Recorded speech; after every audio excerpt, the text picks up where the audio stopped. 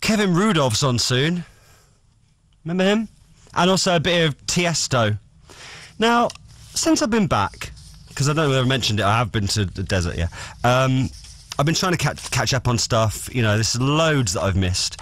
And we'll be doing something about that a bit later as well. More on that to follow. But there's nothing I like doing better than on a Saturday night, just getting comfy and listening to a good football phone-in. I can't get enough of that crazy football chat. And my favourite one, at the moment, I would say, it changes, but my favourite one is on BBC Radio 5 Live, which a lot of the time is presented by a very good broadcaster called Mark Chappers Chapman, and he's normally joined by his sidekick, Robbie the Savage, and I love it. I just love that show. Actually, as you know, I can't be doing with football, but Robbie Savage does make it, for me, a lot better, because he's amazing. Now, Chappers wasn't on this week, but the Sav was there, as always, and he was incredible. He never disappoints. Now, the reason I listen to these football phone-ins sometimes is for Savage, obviously, and Chappers is very good. But also, I listen to find out a little bit more about the laws of the game. And this week, I was not disappointed, let me tell you, listeners. For 20, that's right, 20 Scott Mills points, how many times did they say the laws of the game on this Radio 5 Live football phone-in? How many times? It's someone who's not Chappers and the legend that is Robbie Savage. Get it right, and I will give you 20 points. Here we go. Let's speak to Steve. Hi, Steve. Hi there. Yeah, I want to talk about Robbie's referee bashing.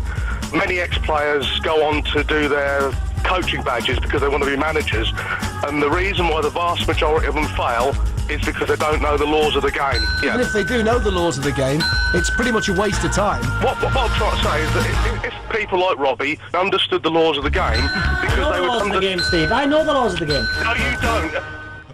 And if you think you don't do... tell me what I don't know. I know the laws of the game. Don't tell me what I don't know. If you think you do... Ask me a question then. Ask me a question then. No, if you think you know the laws of the game, take your coaching badge, and when you fail, then you ring me back, and we can discuss it then. What are you on about? Steve, ask me a question. I know the laws of the game. Ask me a question, and I'll prove it to you. Ask me a question. Just because I ask you one question is not going to prove you know the laws of the game. There you go. Don't tell me what I don't and don't know. I know the laws of the game. I think it's a moot point, Steve. Rubbish point, Steve. Steve, it's a bit of a moot point as to whether he knows the laws of the game or not. Well, the main point I was trying to get across is why ex-pros fail their coaching badges. It's because they don't know the laws of the game. Who fails the coaching badges, Steve? Who's failed their coaching badges, you know? Hundreds of ex-professionals. Who? Well, it doesn't matter. So you just try and put pressure on me for a name. You have just said to me, I don't know the laws of the game. Yeah, but don't tell me, don't phone me and say I don't know the laws of the game. I know the laws of the game. Of course I do, Darren. I love football. I know the laws of the game. But I know you know the laws of the game, and I'm not sure that a lot of players don't know the laws of the game.